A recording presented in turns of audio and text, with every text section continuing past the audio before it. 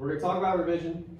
A couple things about that. Number one, this is a revision for paper 2. Not all of you, perhaps, will decide to do that. I encourage nearly everyone to do it, even if you did rather well, or let's be real, well enough for whatever that means for you, okay?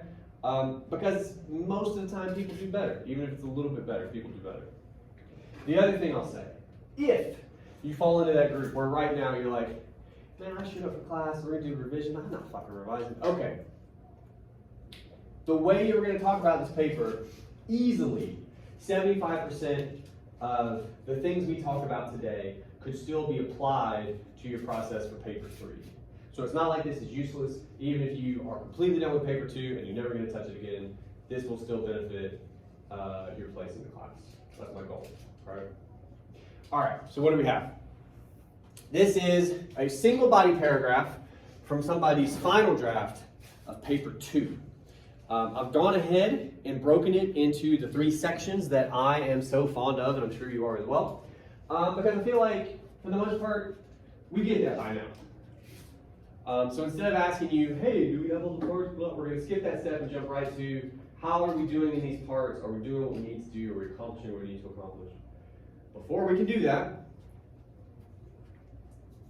I want to remind you guys of whatever it was we were trying to do in this paper. Paper 2, critique, right? And I've just realized that all of you are on the left side. Laura, unless you just want to be over there, which you're certainly welcome to be, you can move over. But if you're anything like me, you're like, no, I'm going to stay. Good enough. All right. I just realized I was talking like, all right. John Oliver or Joe Rogan, whatever you choose, yeah, you pick one. You critique that text based upon the standards we talked about in class, based upon like some of the ideas we came to do with how do you measure whether or not this is a good podcast or a good comedy news show, right? We say these things all the time, like when you're talking to your friends, oh yeah, I thought that show was good, or I thought that movie sucked. But so often we don't really consciously think about the measurement system. So that's in play here when it comes to critique. Obviously, they're talking about the John Oliver video, because we mentioned Monica Lewinsky. She's going to figure prominently in this body paragraph.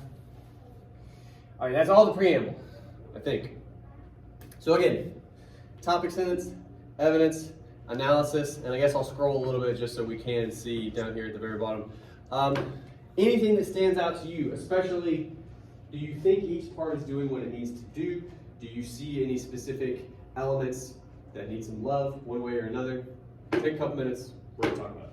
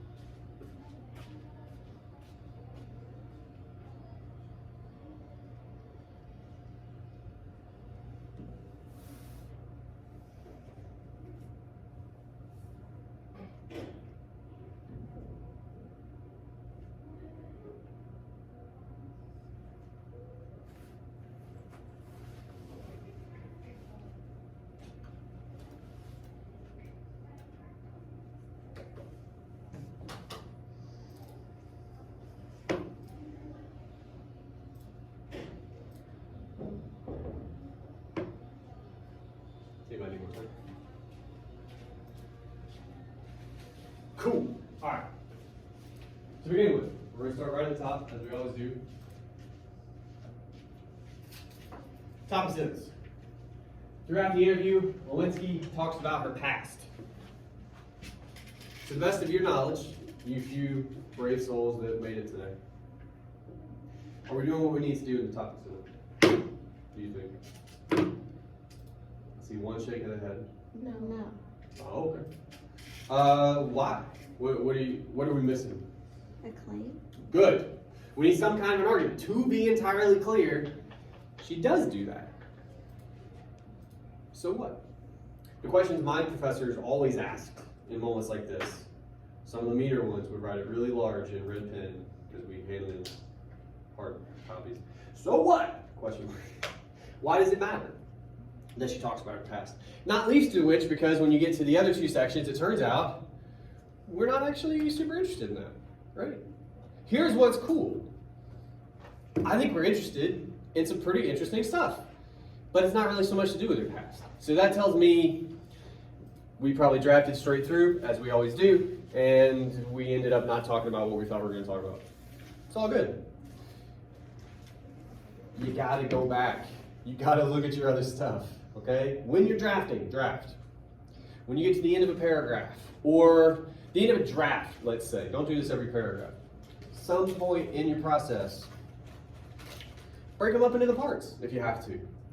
Read that sentence, and then read it against these, and I think you will pretty quickly realize, oh, no, right? Cool. All right, so we're going to go back to this topic sentence, but in order to do that, we have to consider the other two pieces first. Evidence. We do have it, and it's pretty good, actually, I think. I'm curious if you guys have just any thoughts, without me entering it much into it, do you guys have any thoughts about the evidence, what it's doing, what it's trying to do? Do you think anything works? Do you think anything doesn't? Anything at all? I think it's interesting that they emphasize her stuttering over her words. It's very specific. Very, very, very, very, which again, I would say 9 times out of 10 is a good impulse. It's a good thing to do. And I think this is one of those 9 out of 10 times. That's cool. What's interesting to me, and I'm not saying we can't do it, but we have this longish quotation, right? And by the way, and this would be kind of tricky, you'd have to punctuate this a little bit. Like you get a comma here, you probably get an ellipsis somewhere in here where I think she is stuttering. You have to try to represent the stutter a little bit, probably, if you're going to quote her. If not, you could just say that she stutters and we believe you know. But either way, if you're going to quote and you're going to talk about stuttering, you probably need to try to represent it on the page in some capacity. To again be entirely clear, what I would not recommend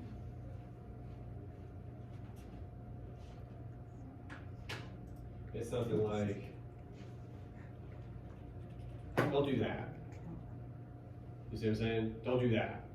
But an ellipsis, something to indicate to the reader that she is stumbling, you can do that. Make sense? Great. All right. I'm like on Pluto compared to where you guys are. Let me see. Oh, the other question I have. It seemed like we had an idea we wanted to talk about, and we kind of get to it in the analysis.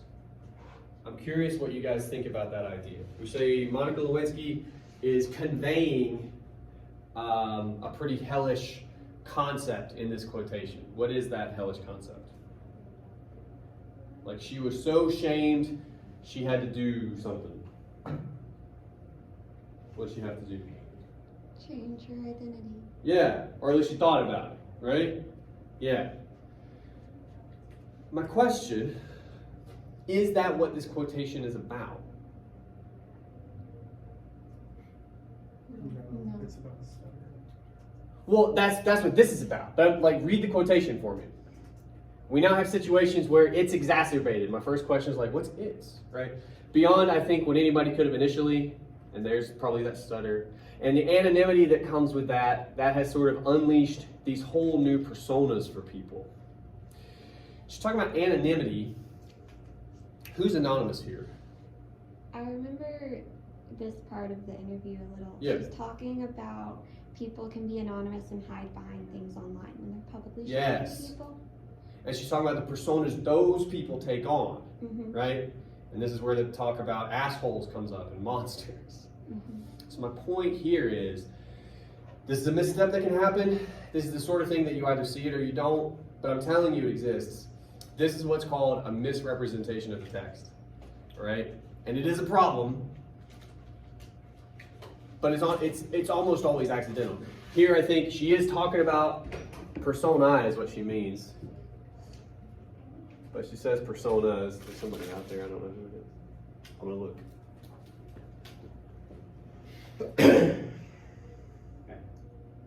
Come on.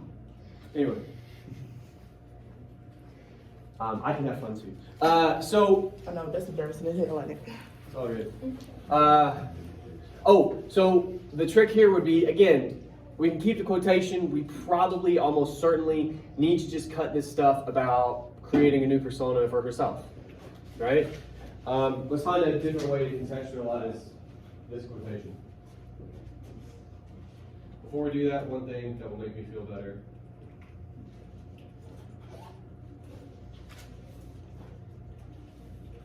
You're always citing the text. You're not citing the person that says it, okay? Anyway.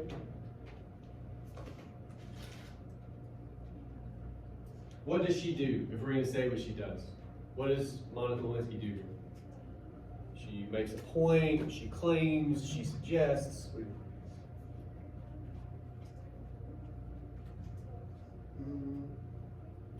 What's she talking about?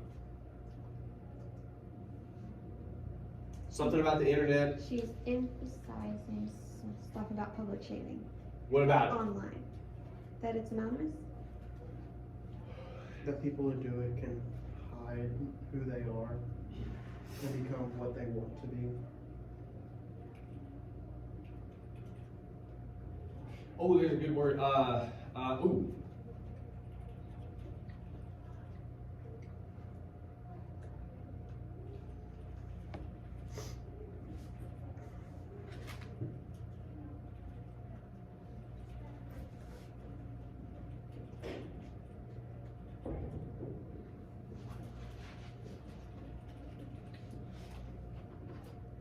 Right? Cool. All right. Now, I want to make the point again. We would have to talk about that if we're going to drop that idea in there. If we're going to have the whole quotation. Okay? I don't know if we are yet. We're just going through the paragraph as it exists, right? Like in order. But that is to say, if by the end of this process, turns out we didn't really talk about this, we damn sure don't need the whole quotation, we would have to revisit this too, okay? There's a difference, and I just keep saying this because you guys don't believe me, there's a difference between drafting and then editing. If you make editing part of your process, that's how you become a better writer, or at least get better grades, which is ultimately what you care about. So. All right, the analysis portion. Again, right off the top, we're doing some good things. And look, when in doubt, I mean this, your analysis should be the longest part of your paragraph. It can still be shit, and that's not good. But this isn't. This isn't shit. Cool. What do we got here? What are we talking about? What are we focused on?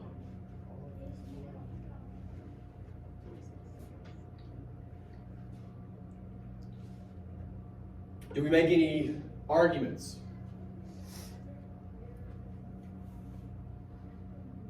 We seem to have a misstep from the jump, right? Because we have that misrepresentation. Let's delete that first sentence.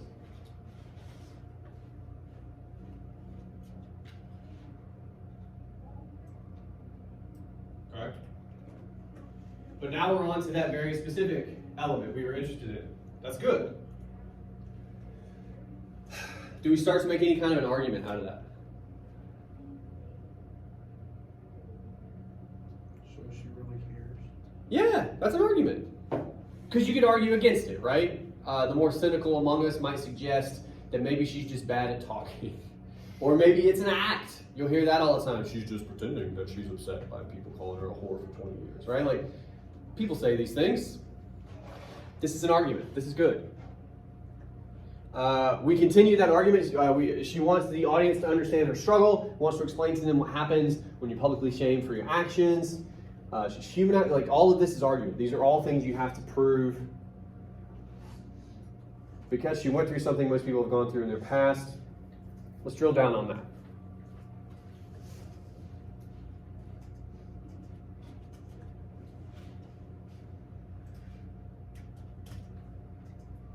I think there's more good stuff, by the way, but this is the first moment in our kind of litany of argument. Litany is a fancy word for list, okay? Right now, I just don't quite understand what they're trying to say. She's made human, like we see her as a human being. We care for her, apparently, because she went through something most people have gone through in their past. Just reading it, I'm inclined to disagree with that idea. Why? What's the big deal about... Why does he even have Monica Lewinsky on his show? Because she's kind of like the icon, or not icon, but like a big example of what public shaming can cause. She's like the patron saint of public shaming, you know? Like, She's the idea of it. yeah. She's the idea. Well, she kind of stands for I it. mean, yeah. In a way that, like, all of us have experienced shame in one way or another, perhaps even public shame in one way or another. Like your mom beat your ass in a supermarket one time, you know, like whatever. Yeah, but it's not the same. Like, let's be clear, it's not the same. But that's interesting. So what we can't do is, unfortunately, what we're doing right here is claiming, yeah, most people have had sex with the president and been horrifically shamed for it. No, most people have not. But People have gone through small amounts compared to it. maybe People have experienced the same emotions that she felt. that's more specific. I like that. So we're gonna make that change first, okay? So I think one thing we've hit upon is it's really this that gets us in trouble, right? Something could be anything. So, because she,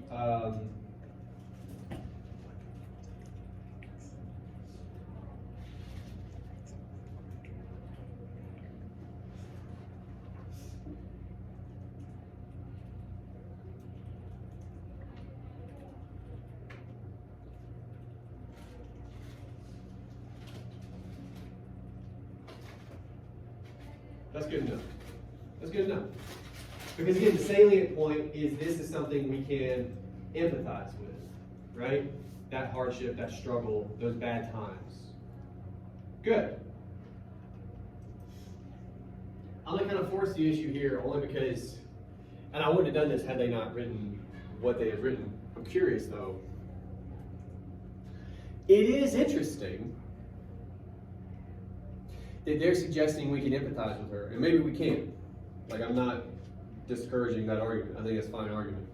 But you always have to consider hurdles that might be in the way, okay? The biggest hurdle that's in the way here, if I'm thinking, how am I going to empathize with Monica Lewinsky, the life she's led? I have not experienced, I'm going to say, most of the things she has experienced, right? We have to grapple with that if we're going to make this argument that we're empathizing with her, okay?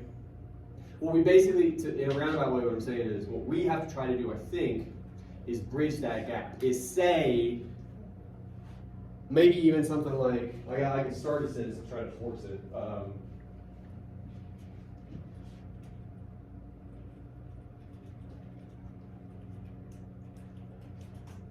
Right? We're going to claim that no, we can still feel for her, we can still empathize with her in some capacity. We're going to try anyway. What do you guys think? How might we do that? How might we, I saw somebody about to say something, sorry to cut you off. When in doubt, always try to go back to your evidence. We've kind of not talked about it for a little bit, but we started with it, which is good, and it got us running, which is good. Once you get so many sentences deep, it's never a bad idea to return to that and say, by the way, I can prove this too by pointing to the text. Is there any way we can use the text, the way we're trying to talk about it, that might help us think about this bridge between Monica Lewinsky and us?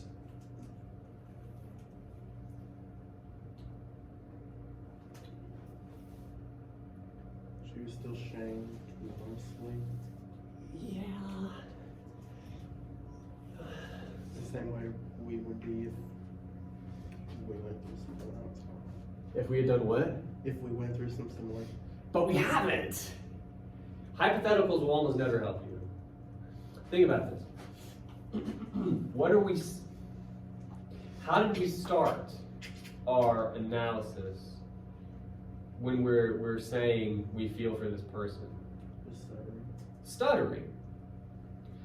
What's that stuttering? And we say a couple things, but like, let's really boil it down. Ultimately, I think one of the strongest arguments you could make, why is she stuttering when she's telling us these things? Is it important to her? It's a harsh conversation. It's hard for her to talk about. And yes, it's because but it's hard, why? It's dramatic. Yes. Might that be a way to talk about? Because again, nothing about Monica Lewinsky's life is something I've not lived that life. I've just, but we're going to argue when you see her on screen just for a second, really struggling, like linguistically, and we're saying that's indicative of this trauma, that's something as a human being we witness and go, fuck, man, right? Like that's the argument we can make, okay?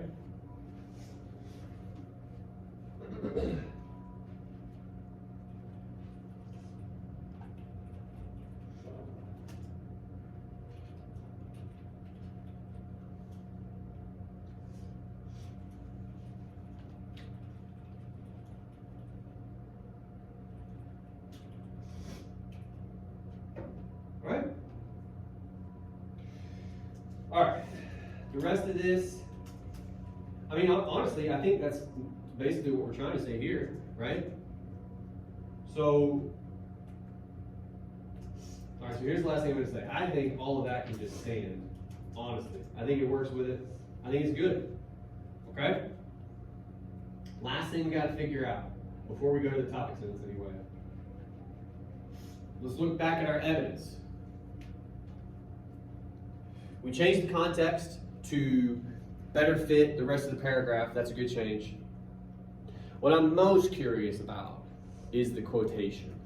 It's longish, so at the very least, I think we're going to have to trim it some. Okay. I'm just curious what you guys think. To put it another way that maybe makes more sense. Any evidence you bring to the reader's attention, you have to justify its existence. Okay? All this makes sense to me. And even her idea, I mean, we don't necessarily talk about it too much, but like its context, it's okay.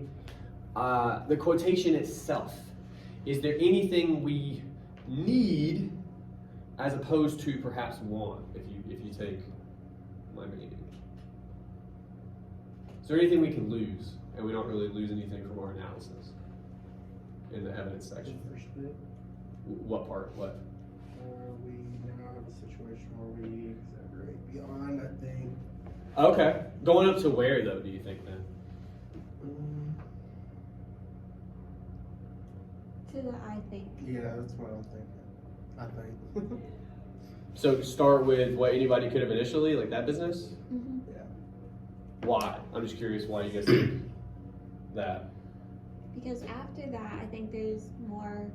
That's where she stutters, I think. Yeah. So if that's the part we're talking about, Yeah. it makes sense to emphasize that part of the quote. But I feel like the quote itself, like even though that's where she stutters, the quote Yeah. itself doesn't really. I don't feel like we don't really talk about that in the. Yeah. And that's kind of.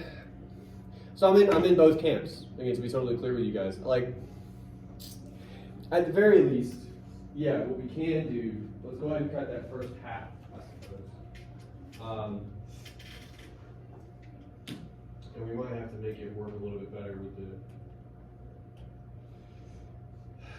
way in which you encourage people to be outright monsters.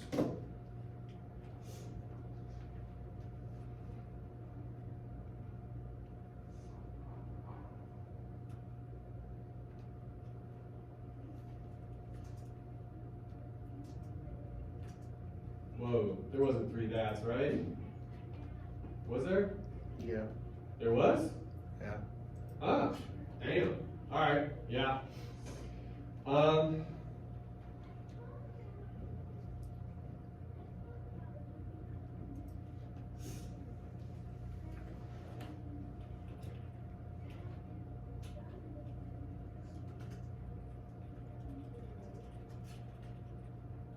gonna double down on kind of like what we're really focused on, right?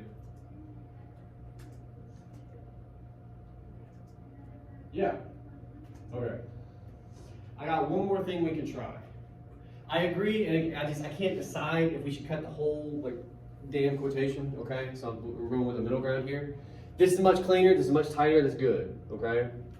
Now we got 3 that's. By the way, the longer quotation hid that. I'm being honest with you, from me. I did not realize that was there. So it was a good change. That also actually kind of shows me something else. Think about this.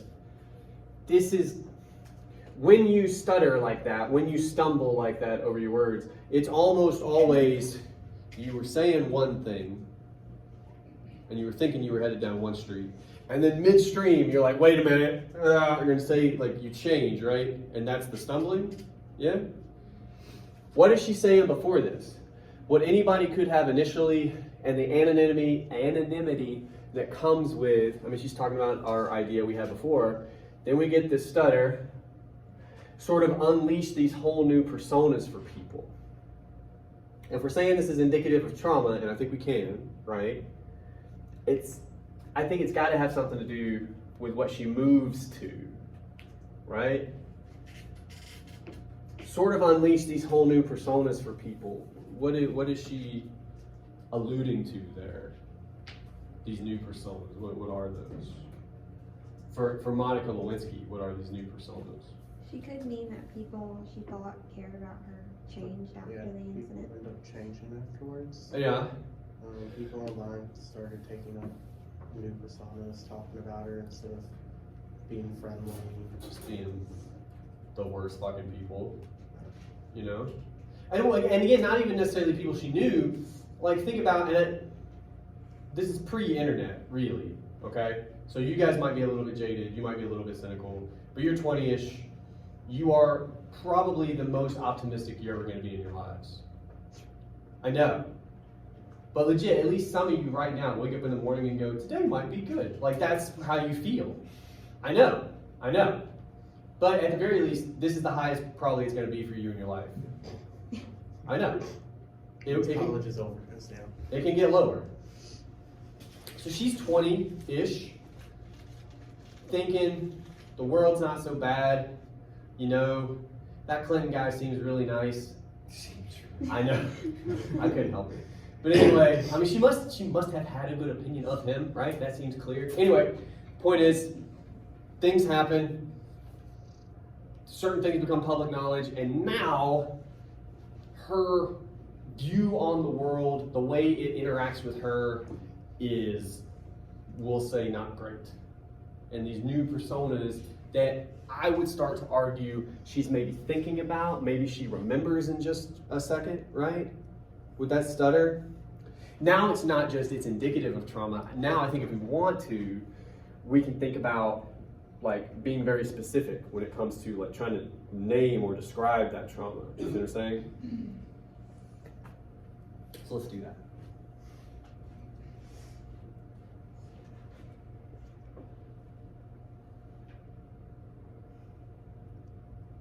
We're going to save this for the end because it feels like a bit of an ending.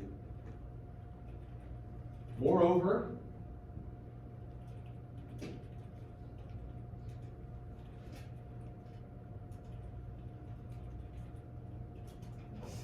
all right. So when she's stuttering, how are we going to talk about that? What idea is she about to raise when she starts stuttering? Unleash new personas. So let's put that in our own words. Like, what if we're gonna say, we're gonna try to describe this trauma or whatever, right? What specifically about it, we're gonna argue, causes her to stumble over her words here? What aspect of those new personas? Really probably the fear behind it, I guess. What do you mean by that? Like, the experience itself is like, or the experience of getting exposed, I guess that brings fear in itself when you're talking about it. For her? Yeah. Okay. And I guess, I mean, when I think about that, I think about like when I talk about something that like put fear in me. Yeah. It kind of makes you like, not relive the moment, but think about it. And as you're talking about it and thinking about it, it can cause you to probably stutter. Okay. So we gotta find a way to say that, right? When people talk about something that they have a fear over, it tends to run the stutter. They have a tendency to stutter. I don't know how you would put that in there. Well, I'm just trying to incorporate it with his persona's business. Like something about, her move to, discuss, internet trolls. Internet trolls. Well, I mean, I'm trying to think of a really small way to say it, because we need more room for that, right? Yeah. And you can't say bastards in a paper, like, it just, I mean, you can, man. well, but, It's just frowned I upon. mean, you're grading our paper, so. yeah, well, I'm supposed to train you to do, like, so, it's very hard to do. It's very hard to get away with something like bastards in a paper, okay? To discuss internet trolls,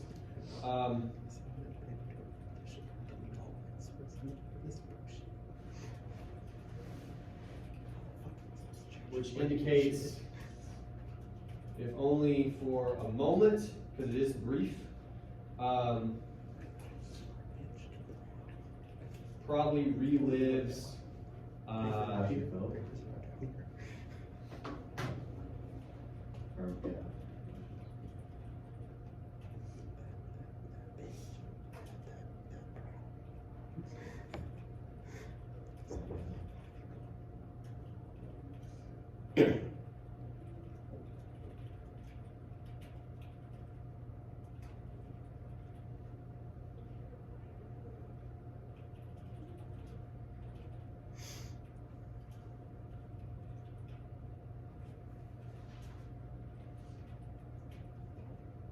right?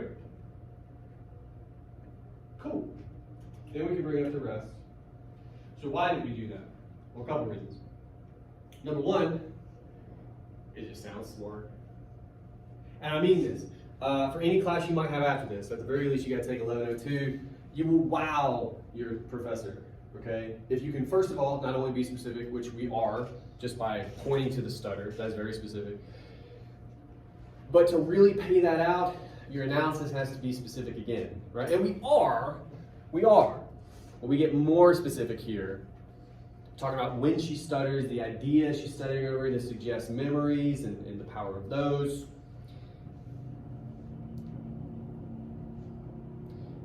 I don't know.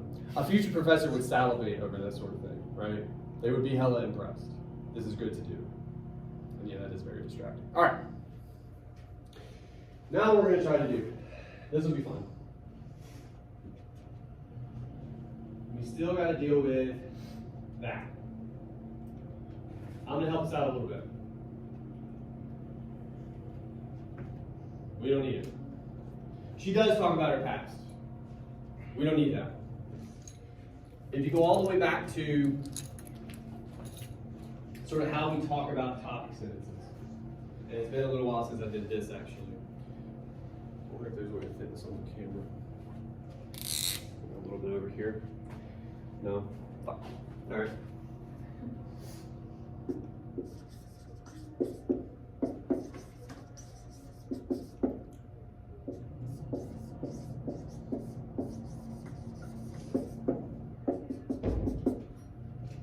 The way I talk about this, there are 3 parts to a topic sentence, okay? The first 2 parts, that's just how sentences are built. Monica Lewinsky does what? She talks about her past. That's a sentence. The problem there is if that's all you do, you get summary, right? Now, the second problem we ran into is like we weren't really interested. In some way we are, but like not specifically with her talking about her past, right? So that didn't get us to the how or why. This is you. This is your argument.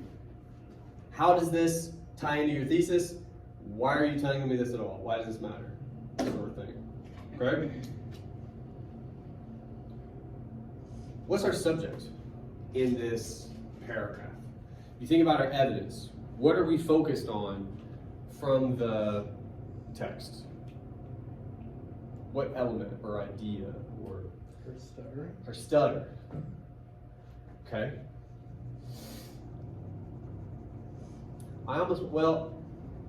Yeah, that's good enough.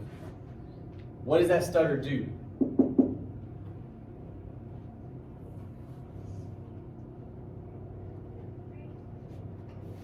like expresses her fear or in a way like Her emotions Yeah. with it. yeah. That's good enough. Okay. All right. So let's get that down. That'll give us the 2/3, right?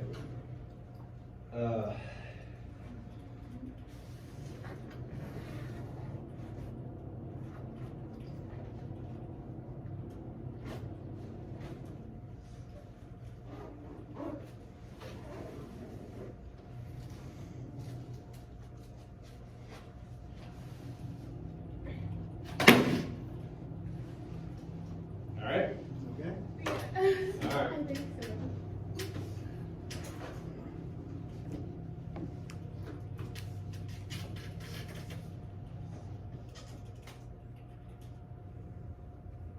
Well, you trimmed that down, by the way. I was having a hell of a time finding a way to end that clause. But, okay.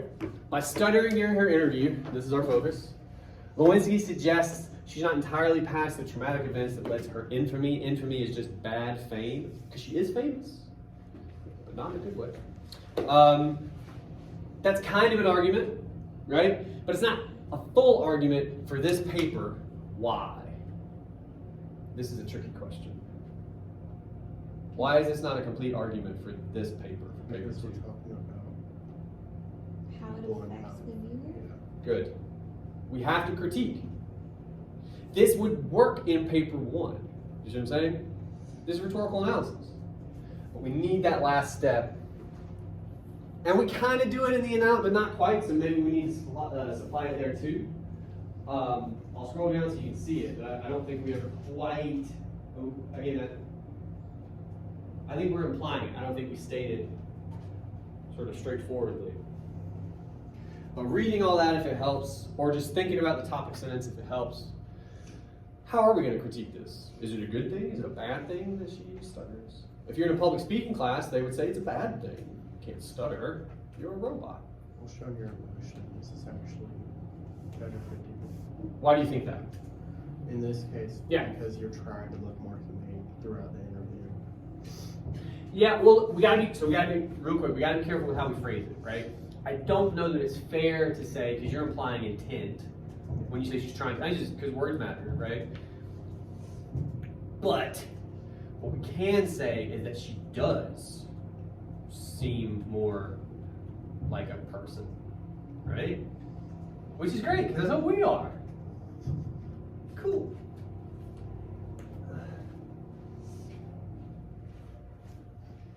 So let's do it in the topic sentence first. By stuttering during her interview, Lewinsky suggests not trying to pass trauma as her infamy.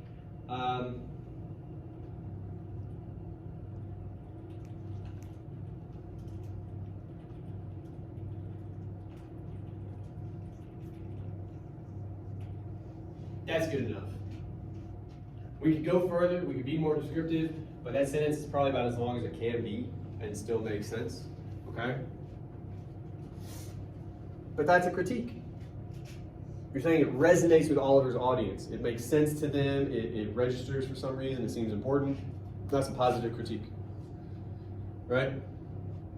The trick here again, and I only kind of sort of mean this, if you were worried about it, whenever in doubt, whatever assignment you're doing, always make sure you have the argument you need at the top, and always make sure you have it at the end, okay? And we pretty much do, again, I want to be clear, we pretty much do imply what we say in the topic sentence, okay? But if we were not sure, we could add one sentence at the end to that effect.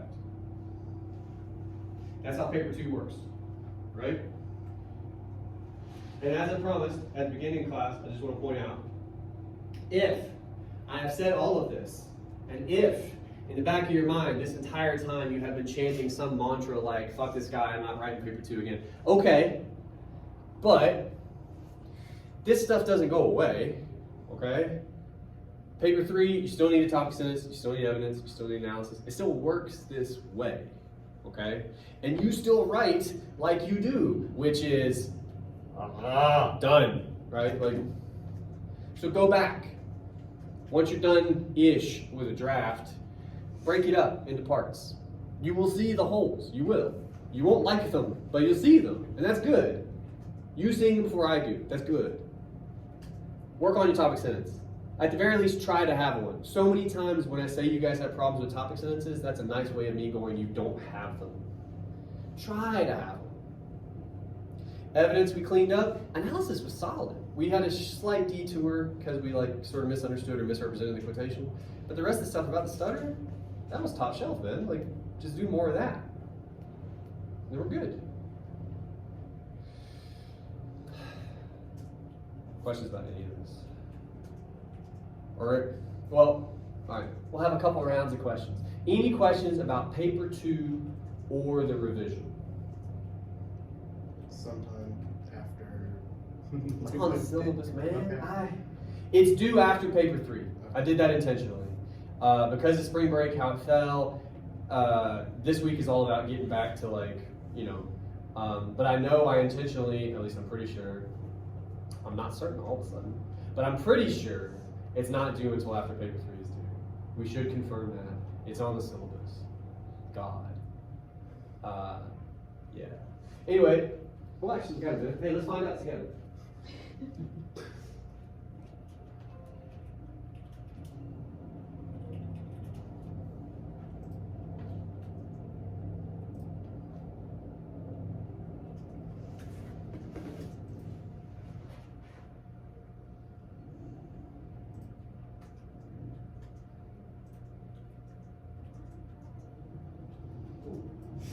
Alright, there's us.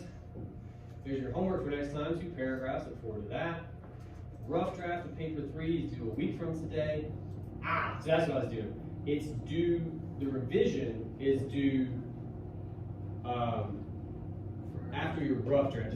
So from today, you have a little more than a week. I'm glad we looked it up. I'm almost always wrong about dates, or anything maybe. But yeah, so there's all kinds of ways to play it, and that's really up to you. But the way next week is set up, you have some work to do on paper 3. Maybe try to get ahead if you want to do the revision. That wouldn't be a bad play. The revision will be due next Friday by midnight. And then that next week, because I'm not silly, I understand I can't then ask you for your final draft of paper 3. That's bananas. You got another week on that, okay?